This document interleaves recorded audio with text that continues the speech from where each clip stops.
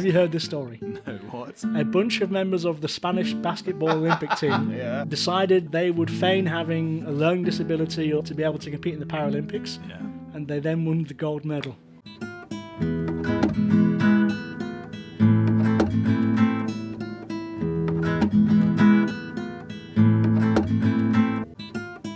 Hi diddly ho, Messina Reno, and welcome back to the Hispanophiles podcast, travel in Spain with only half a brain. Me gusta podcastallar, me gustas tú.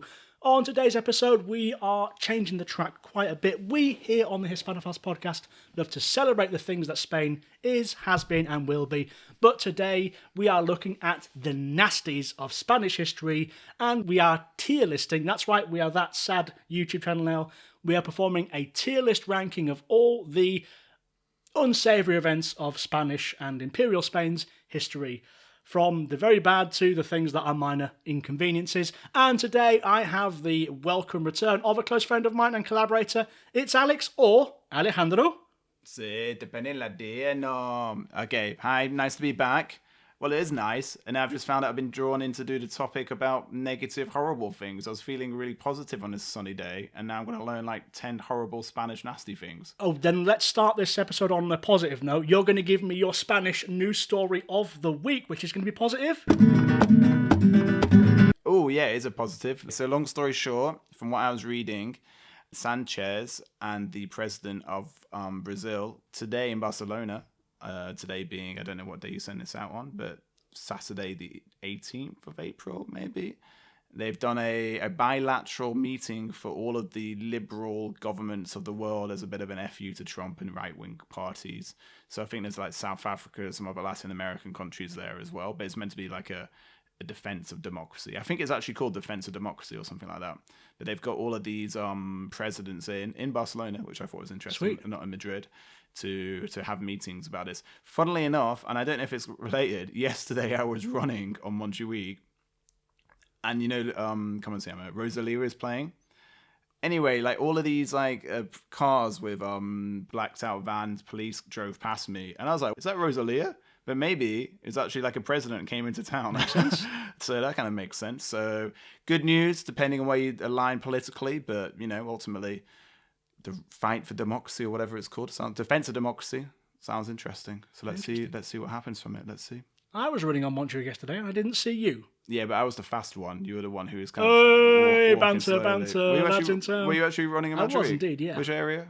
The circuit, the old circuit. I was literally doing that circuit. I did that. What time were you there? It was going dark, so between 8 and 9 p.m. it would have been. It's true. You like to be outside in the dark, don't you? That's when... But there was a lot. There was a lot of police. You're right. I didn't know Rosalia was playing. Yeah, Rosalia was playing. Yeah. That'd be why she hasn't responded to my messages. Yeah, well, the police explains as well, right? following you around in the dark. I'm considering an episode dedicated to Rosalia. I don't know if there would be demand for that. Would you be down to listen to one, or maybe participate in an episode? Listen to one a little bit, but I don't really want to listen to your podcast anyway. That's good to hear. Nobody likes to hear their own voice, mate. Touche. Apart from you. No, but I've seen Rosalia live before she was famous. For real? Yeah, for real. Semi-famous. She was playing at a festival called Vida, I think I've told you about, in Villanova, and I think there were maybe 100 people watching her. It was amazing. I didn't really know who she was. I was like, well, she's really good, but a friend recommended, and yeah, she was amazing. But fair play. Look, now she's like one of the most famous people in the world. Typical Alex, always there before it was cool, and now he's got the backstory in the t-shirt to prove it. Absolutely, mate. Look at that. Absolutely. So I'm excited for today's podcast, even if it's learning about all sorts of negative things about Spain, which I'm sure is going to horrify me. But we celebrate Spain in this podcast, but in either way, it's good to balance the books, look at the positives and negatives. Yeah, that's true. That is true. I mean, there's so many positives. I'm slightly worried how many negatives are going to be. So we'll get to that. Thank you for a very good news story. Well, hey, woo! And we move on with our second regular feature, which is the Spanish vocabulary of the week. Alex, take it away. So I learned about the phrase "esta hasta la sopa." Estar hasta, as in until, la sopa, the soup. Esta hasta la sopa. Being until the soup. So it literally translates to always in the soup or something similar to that. But the expression is you are doing everything all the places. So if you're a busybody, right? I know you're always doing stuff. So James is always doing podcasts, running around, hitting the gym, lifting weights, I don't know, doing other manosphere stuff, you know. It's a joke. And there's only one podcast, and that's a Hispanophile. Thank you very much. And so I would say, oh, joder, James, hasta la sopa siempre estás haciendo cosas, no? Or maybe that was Alejandro. I don't know. It's the Spanish equivalent of burning the candle at both ends. Kind of. Estar hasta la sopa. I don't know if it's that. I think it's just more being like being a busybody. I would say being a busybody. Like you're always here, there, everywhere. Oh, very good. That's my assumption. Busy bee. This podcast is all about learning. It's all about, connecting with our host country that we love. Making exploring it, making mistakes and learning from them. Many mistakes. And we put ourselves out there and we improve ourselves slowly. Every day, don't we? Estar hasta la sopa. Fantastic. I will take it upon myself to use that at least once this week, and I'll tell you how it goes. Oh, yeah? You're going to do that? No, you should tell me how it goes. Yeah, okay. I shall. In work or in social event, do you think? That will be up to me, and you can do it tomorrow. When we go out. Yeah, tomorrow. Parting for someone's birthday, no? Yeah, it's my birthday, so we're going to go out tomorrow. Okay. I'm going to take James out. He's going to show me the dance moves. I don't know if any of you have heard, but he's a bit of a dancer. I got to see firsthand last week as well for Chasing Status. You were there? Yes, we were. We saw the biggest name in bass music globally perform here in Barcelona in a tiny venue. Yeah, I saw them for 15 minutes before I left. I couldn't see that much, but let's not go into that right now. Yeah, somebody's enjoying their life. Anyway, thank you very much for another good offering, Alex. Thank you. Woo! And we move on to the main talking point of the episode. The Spanish Nasties. A few provisos before we begin. This podcast is to inform, but it is also a bit of light-hearted entertainment. None of this is to serve as a vehicle for political revolution or anything like that. Please take everything with a pinch of salt. We're just trying to have a laugh together, learn a little bit more, and, try and be entertaining as much as possible. Anybody who thinks we are criticising the country that we have moved to, that we love, you are stupid. This podcast is entirely dedicated to Spain and celebrating it, so please do also take that with a pinch of salt. We have deliberately chosen to not speak about things that have resulted in substantial distress or loss of human life in living memory, so the Atocha bombings in Madrid and also ETA separatist violence, we're not going to be covering that today because we don't think that's necessarily appropriate for this type of podcast. Also, we won't be talking about the transatlantic slave trade because I don't want that headache. And James, that's me, importantly, I cannot choose the rankings. So, Alex, you have full sovereignty over the rankings here. Okay, so first of all, from what you just told me, this is more heavier stuff than what I assumed. I was thinking Spain doesn't have hygiene ratings in restaurants. No, this seems a bit heavier, so okay. I've got to rank really heavy stuff. Oh, great. How do I quantify death and destruction? But let's see. We have 5 categories here. Yeah. The lightest one, I've got coloured green. Yeah. Mierda happens. Mierda happens. Oh, it happens, Up one, we have quite unpleasant, Theo. Okay. Oh, my God, dude. Above that, the middle ranking. Yeah. ¿Qué coñazo es esto? Vale. The yellow ranking. Okay. Above that, we have a one-way trip to Cancelada. Cancelada being a small town in Malaga, I think, in Malaga province. Is that actually true? Yeah, Cancelada. I've not performed comedy there, as you can imagine. For the moment. And the most severe, most serious rating, brutal and unforgivable, that we've coloured red. So, Mierda happens, quite unpleasant, tío. ¿Qué coñazo es esto? One-way trip to Cancelada, and brutal and unforgivable. Are you ready to get deep? I'm ready. All right, let's start off. First and foremost, Barcelona's pickpockets. Oh, but this is. The thing is, right, I don't know where the rest of this is going. So for me, it really pisses me off.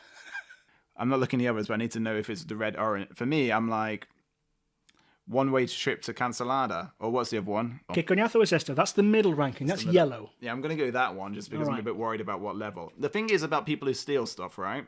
Normally, take my phone. I don't care. It's like, the revalue sale of €200, but it's the freaking hassle of now downloading all the apps, the banking, the cancelling, the probably 5 hours of logistical crap after Tinder, Hinge, Bumble. Yeah, all of those things. A Grindr mainly.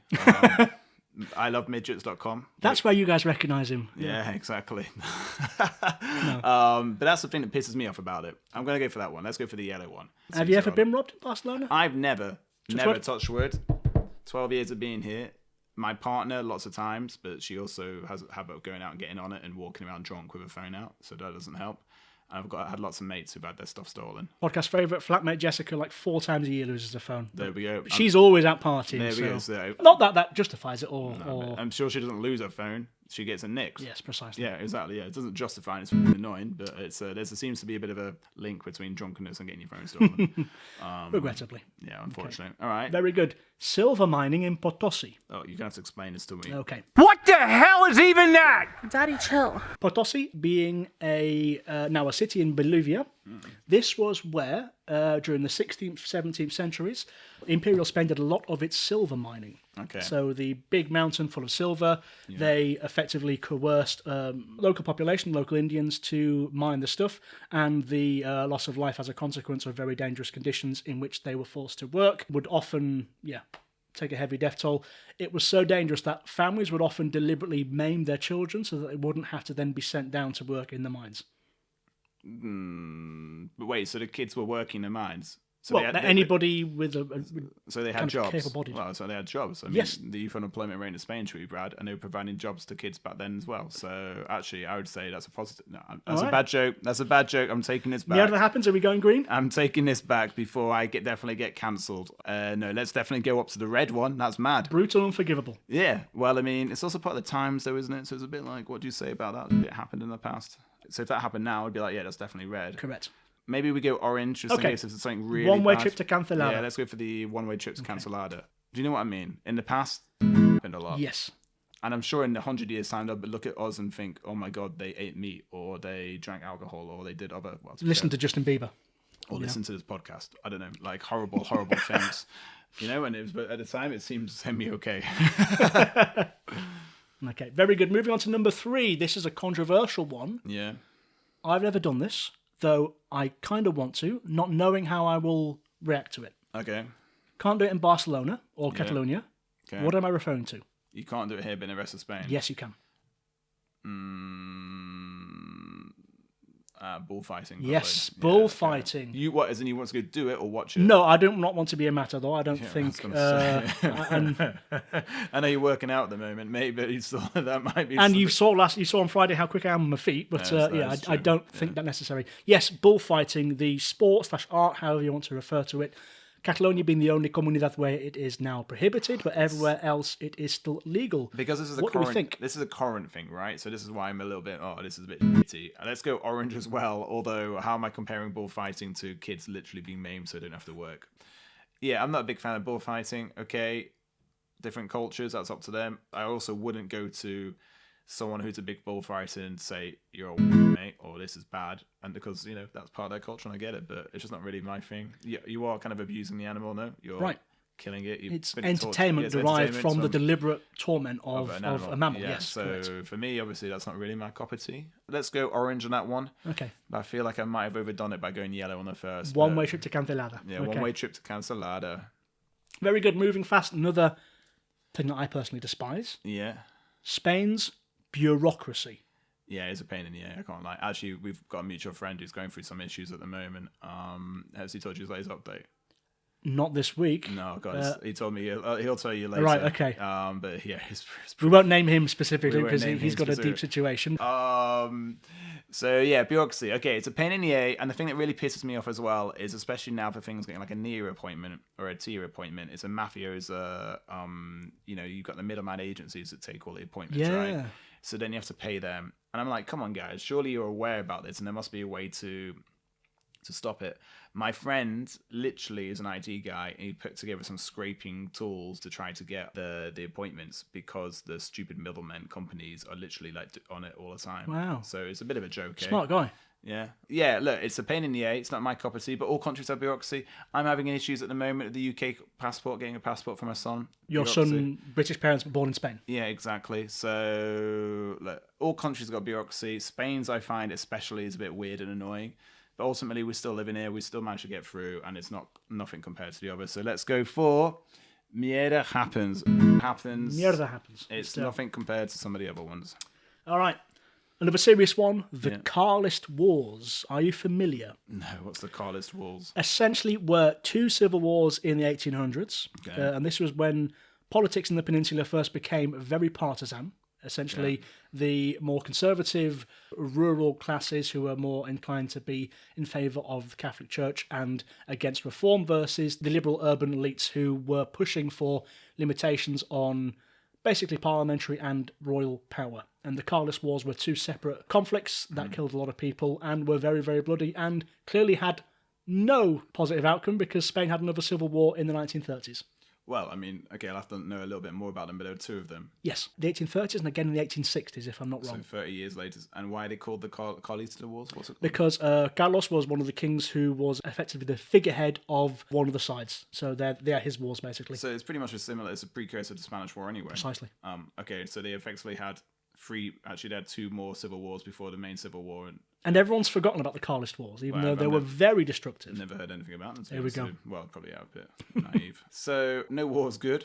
Let's be honest about that. How do I rank a war? We have to go red on this one. We have to go for brutal and unforgivable. But brutal and unforgivable in a sense of war isn't good, but I don't know how it came about, who won it, what the situation happened afterwards. Like, a load of people died, which was horrendous. Nobody wants that in any war, but it's a bit like, who am I saying unforgivable for? Who started this? Whose fault is it? Franco, he's unforgivable. But who was the unforgivable person here? Okay, will we bring it down once? A Cancelada again? No, I can't really do that. That's only one up of... Brutal, unforgivable. Can't really unforgivable for the Spaniards for allowing themselves to be sucked up into such a vitriolic partisan war that solved nothing. Okay, then let's just call the whole of Spain out. Love you! Yeah. Okay. Moving on, language censorship, a big one. Okay, in what sense? Tell me what's censored. During the Francoist era, okay. Galician, Catalan and Basque were outlawed. They could not be spoken in public. You could not print in this language. You could not publish in these languages. Yeah, I mean, that's terrible. I mean, also not just the censorship and the effects of it, but obviously it's just all part of a dictator regime, no? The more you control the media, the more you control the language, the more you control the people. So. But we're not ranking the dictatorship here. We're talking about this specific language censorship, which was very unpopular and served as a focal point for resistance to the regime. Yeah, well, I mean, for me, I would go red, unforgivable. But no, let's go orange. I mean, I just don't like it because it's part of the timings behind there, right? You know, I know you're referring specifically to language censorship.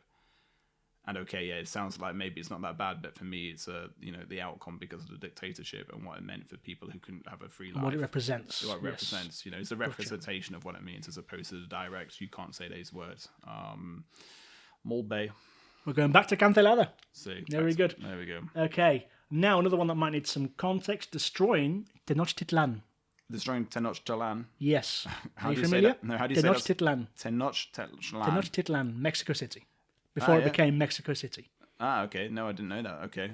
I should know that because I've been to Mexico. Hernan Cortés and his boys basically rolled up to the Aztec capital, which, for a bit of context, was also very unpopular inside what we now call Mexico among subject peoples. Mm-hmm. And therefore, Hernan Cortés and the Spaniards found a lot of allies who were willing to kind of back them to overthrow the very unpopular Aztec aristocracy. But they laid waste to one of the most beautiful, ornate, endowed cities in the whole of the Americas, and they did it like that.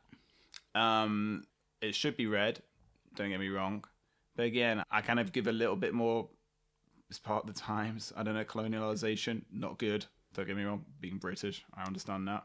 But also tell me, I also remember, so unless I'm wrong, didn't the Spaniards also gang up with like other local chieftains? Yes. So it's kind of a bit of like, let's say it was almost an internal civil war because they ganged up and wiped them out. Was it genocide? Yes, in some sense. With disease. Yeah, with disease and all sorts. Let's.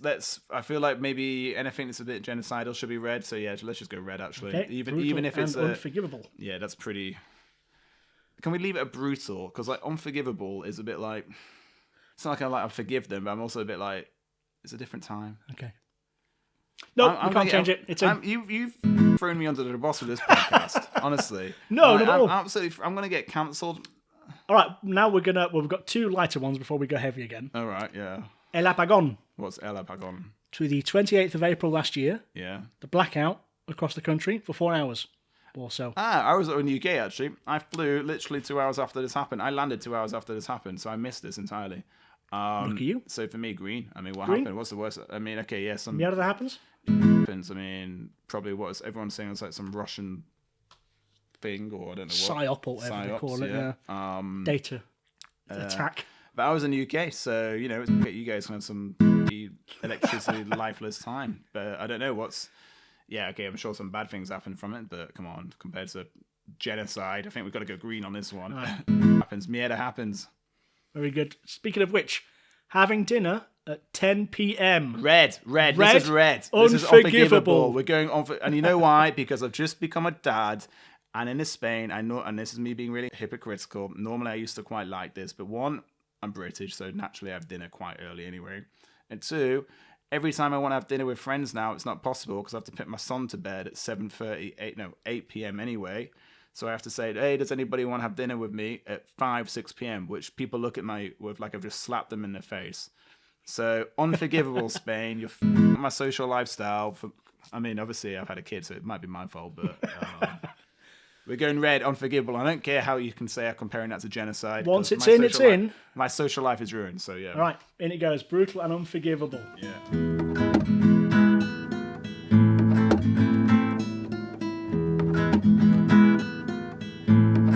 You have just yourself over, because now we're going with what I think is one of the most controversial. Oh God, what the are we going with? 1492 expulsion of the Jews at the hands of Ferdinand Isabella. Where are we going? Be careful. Yeah. We have to go red now. We have to go red. I can't influence it. I can't make the decision. I mean, we have to go red.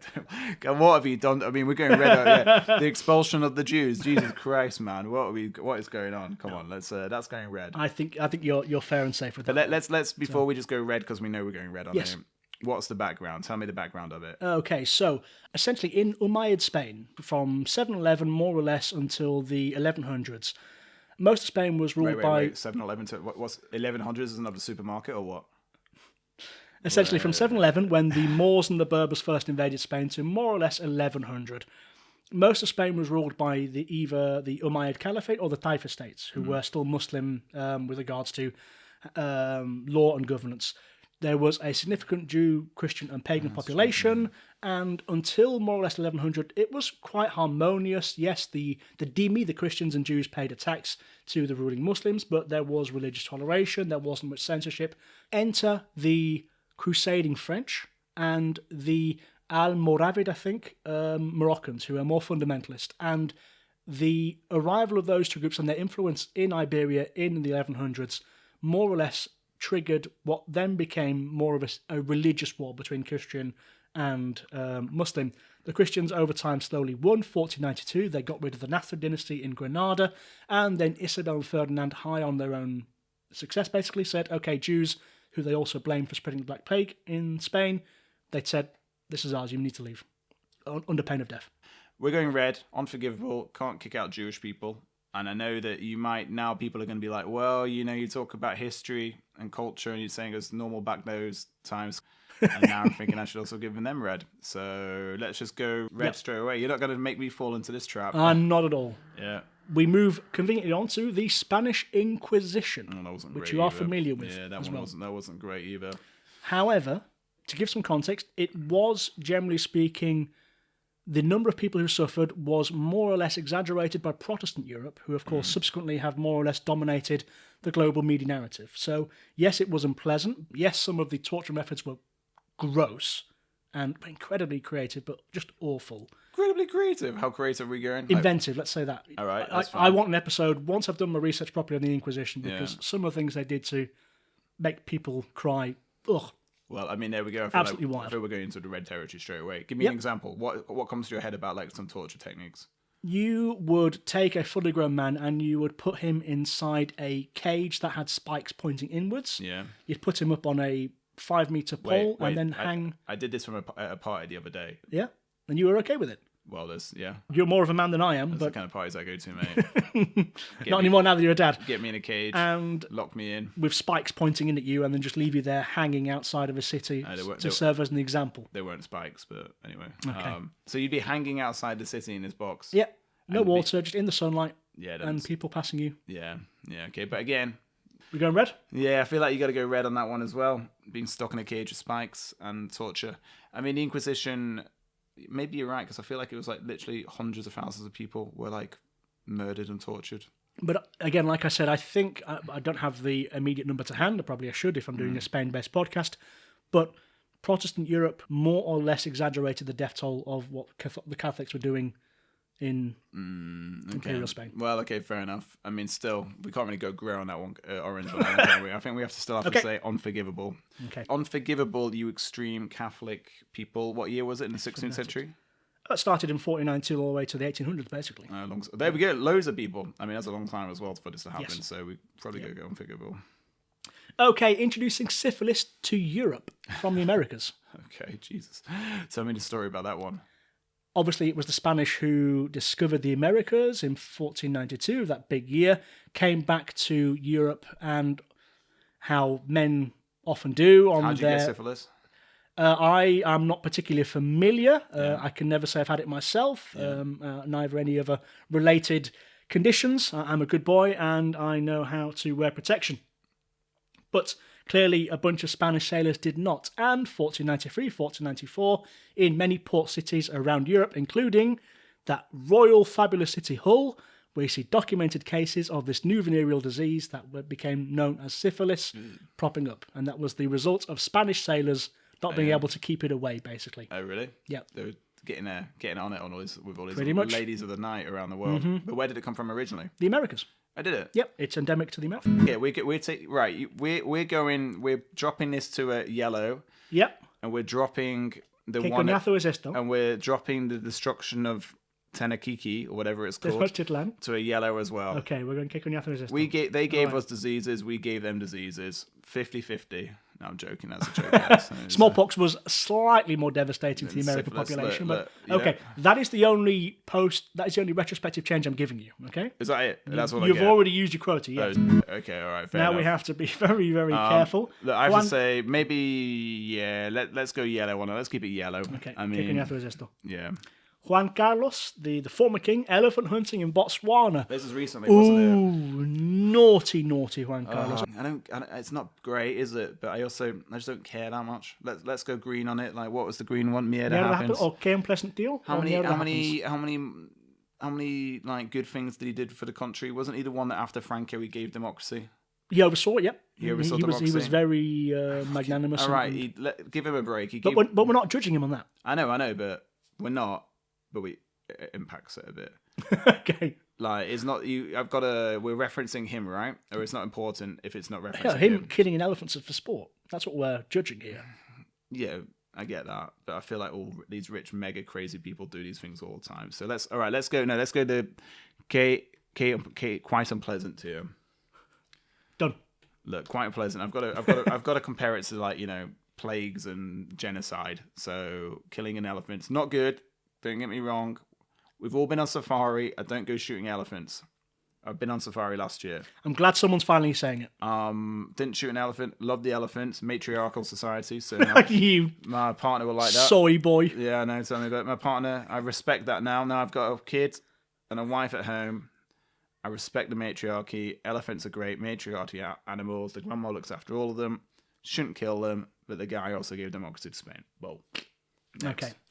The Civil War, one of the big ones. Oh, let's go. Well, do you know what to tell the people about? You've done one on the Civil War, though. You've done a whole episode. That's the one topic I really want to do the research well on before I... Mate, I'm going to send you a link for this. This is me plugging a tour in Barcelona you would love. Yeah? I did it about 10 years ago.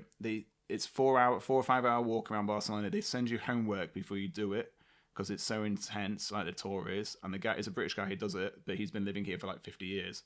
And he's obsessed with the Civil War. I'm going to send you afterwards. We're going to look at Sweet. it. You would love it, but it's super interesting. Not Paul Preston, is it? I don't know his name, to be honest with you. That sounds like a fake name, Paul Preston. Oh, his books are up there, so... Oh, it could be then. Does he live in Barcelona? I know he lives there. That I don't know. Oh, okay. I don't know. Paul Preston. Did he have a Scouse accent? I can't remember. It was 10 years ago. But either way, horrible things, especially living in Barcelona. We know about them quite well now. Especially Montjuic. If you go running around Montjuic now, you see all of the gravestones and what happened up in the castle. Yep. Horrendous now.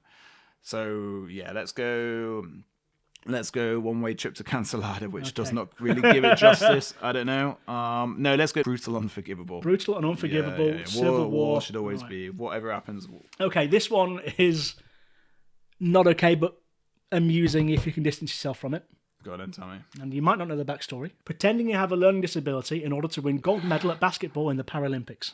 Have you heard this story? No, what? A bunch of members of the Spanish basketball Olympic team, Yeah. the men's team, Yeah. decided that they would feign having a learning disability or I'm not entirely sure what to be able to compete in the Paralympics. Yeah. And they then won the gold medal. But isn't that how you got your job as well? It was to fill those quotas. Yeah, I pretended I had a limp and they gave me a grant. But I'm not an Olympic athlete, so this doesn't really concern me so much. Okay, is that actually true? Yes. Okay, It that is. can't be true. Let me check what year. What was the disability?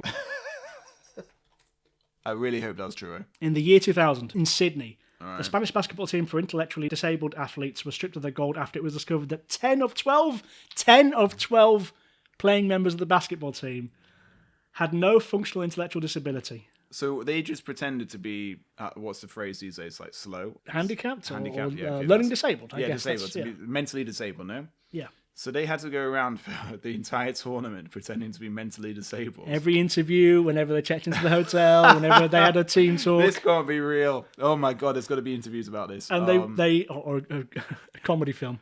There's got to be a comedy film about this. This is unbelievable. What the? And then they won the. All right, yeah, all right. You should do a podcast. They about this, then honestly. won gold medal at the expense of all the other competing all people. the other special How people, bad is that? all the other special. And like, oh my god.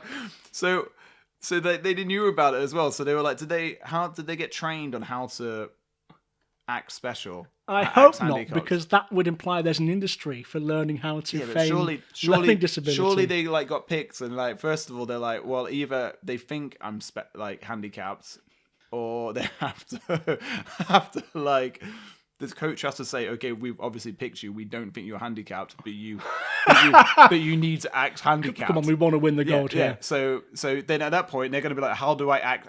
My first question is, can someone teach me how to act handicapped? Like, what level do we go to? Like, what level? How far do you go with this acting? Do I have to dribble? No. Yeah. Do you dribble? Do you like you pass the ball, you score a hoop, and you're there like, Kabuka! I don't know what handicapped people do. Like, what level? This is mad. This story is mad. Or they would have had some kind of medical professional doctor literally or bribe them, get them to sign whatever Yeah. needs to be signed, and that is the way in which you are able to compete in the Paralympics. I think you need to do an episode on this, and you need to somehow invite some of the basketball people. It's 20 years later. I will Forget do my figure. best. Let's see if they're what? This is 25 years ago. They're probably like 50. They're probably chill about it now. Like, just be like, let's bring them in. The other thing is, obviously, they're all probably going to be like 7 foot tall.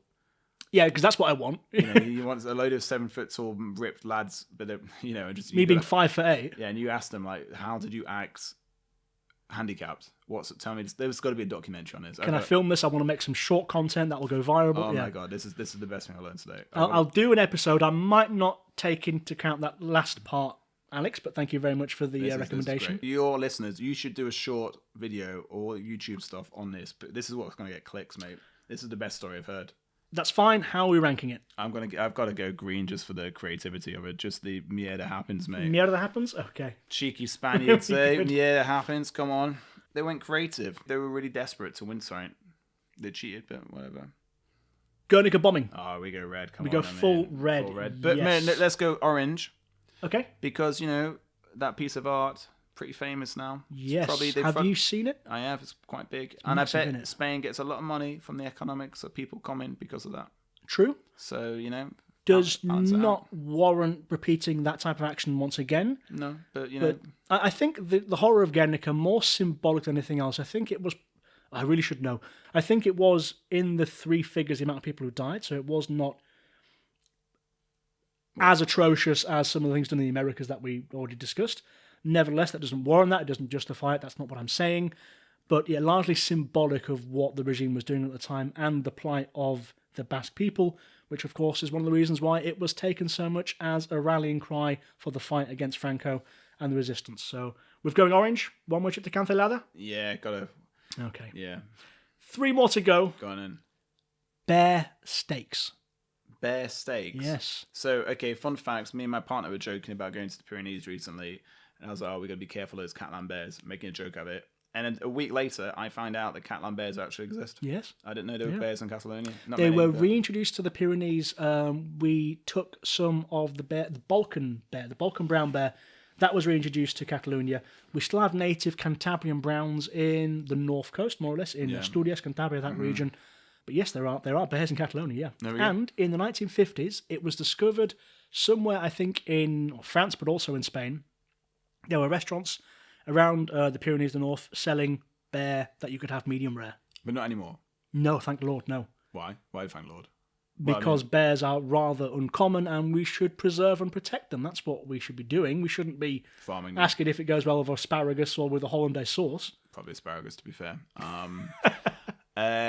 Look, some restaurants in the 50s, we got to take this into account. Not many. Let's go quite unpleasant here. Not Quite great. unpleasant, yeah. I mean, Okay. but also, I'm giving them a little bit of just little green because they've still got to get the bear, right? Not easy getting a bear. We're not like talking about hunting a dock here. They've got to put a lot of effort into. It's a lot of effort to get a bear, right? Yeah. I can't imagine it's an easy thing to hunt down, kill, skin, chop up. But I don't think the people ordering and eating it were the ones hunting it. Yeah, but the restaurants are the ones supplying it, so... Okay, fair enough. Again, this is not... I'm not the one making the judgment. Let's be honest. If we went to some crazy country and they offered us bear at a restaurant, you'd probably be like, oh, maybe, let's try it just to be local. I'd rather go with the fried chicken, you know me.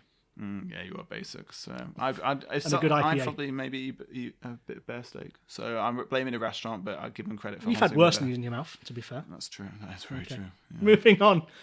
Speaking of spreading disease, the smallpox epidemic, one of the big ones we had to mention. The reason why more or less 90% of the Native American population were wiped off the face of this earth, caused by Spain's imperial colonizers in the 15th, 16th century. Was it in the bags in the ships that went over? Yes, yeah. correct. Was it the bags in the ships, like in the food or something like that? Or was it just the people? Probably the people, yeah. I don't know why. For some reason, I thought it got in cloves or in cotton and stuff You're like maybe that. confusing that with the fleas of the rats that spread the bubonic plague throughout Eurasia. Sorry, that's what I'm thinking in about. the 14th century. That's what I'm thinking about. Yeah, we've got to go red on that because that's not great. Wiping out entire civilizations. I'd say that's pretty brutal and unforgivable. Can't compare that to bear To be steaks. fair, it wasn't something done proactively and intentionally. It wasn't as if the Spaniards were coughing on people to kill them, but it is nevertheless, unarguably, a direct consequence of what the Spaniards were doing, raping, pillaging, destroying cities in the Americas. Exactly. Let's be honest with you. That's I think we have to go for pretty brutal and unforgivable on that one. And the final one. Last one I hope is, it's a light one. in my opinion, the worst and most unforgivable of them all. Okay. Reggaeton. Reggaeton. Is it actually from here? I assumed it was a Latin thing. No, yes, it indeed. So, another thing I want to kind of learn about and study, my understanding that in the 19th century, obviously when the Americans were building the Panama Canal, Okay. Oh my they god. used What knowledge. a lot of labour from Jamaica in Panama. Obviously, Panama, Colombia, part of Colombia at the time, a Spanish-speaking country. Yeah. The fusion of sort of Jamaican music with Spanish-speaking artists, that's kind of the origins of reggaeton. It then being something that travelled quite organically to the USA, and now it being the predominant kind of pop modern music style in a lot of Spanish-speaking Caribbean. It has found a huge market in Spain, and now we have Spanish reggaeton artists. Yeah. No, I can't lie. It's not my cup of tea. But quite frankly, the fact that it winds you up makes me like it. I don't know. I like the idea that you go somewhere and suddenly reggaeton comes up and you get frustrated. And I'm there like, yeah, poor James. Tienes que escuchar la música de los locales. Nah, let's go green on that, mate. Let's Never go that green. happens? Happens, mate. You got to deal with that. Come on. You got to deal with that. I shall do my best. And I want to know, have you done this before with your own colours to see how it mixes and matches? No, I've not. This was entirely something I was... What are you thinking about what offloading. I've given here? Do you feel there's some things that I've got wrong? I'm surprised you were so lenient with the basketball players pretending to be disabled. What? Compared to genocide? Like, I mean, what the didn't kill anyone? Like... Yeah, I mean, it's funny, isn't it, more than anything? Having dinner at 10 p.m, I know you're being dramatic for the sake of content, so that's okay. Yeah. No, I think destroying Tenochtitlan, I would have ranked that higher because... Have you been there? No, I've not. I've not been to Mexico City. There we go. Yep, then... You know, Mexico City... My opinion is not valid. It's a great place, mate. I've been there. It's a great city, one of my favourite ones. So if they had to destroy that place to make that... football. Fair enough. You know, so you can't relate. I can give you first-hand experience. What's the next one you don't? The very final one, which you've snuck by having a look at my notes, is listening to this episode and not being subscribed to the Hispanophile podcast. How would you rate that? That's a goddamn red. That is brutal and unforgivable. Unforgivable. Subscribe, and if you're guys. listening to this right now, you've got to subscribe. And don't try and cheat your way into the Paralympics. Alex, thank you so much for your time. I believe you have to dash. I do. I've got important things to do, like look after my new son. I will let you ponder over this list, and let's see how long until I've now become cancelled. Thanks for throwing me under this bus. Not at all. The pleasure was mine. Cheers, guys. Thanks a lot. And thank you very much for listening, guys. We will see you with another boombastic episode soon. Take care, and have a good weekend. Toodaloo. Whatever. See you soon.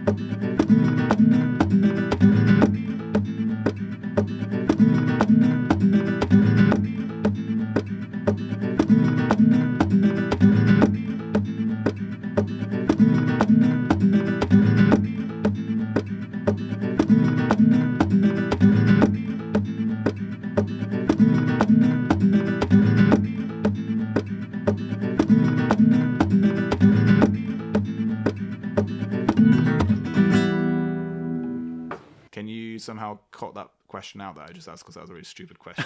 Yeah, of course I can, yeah. No worries. We'll come back to that.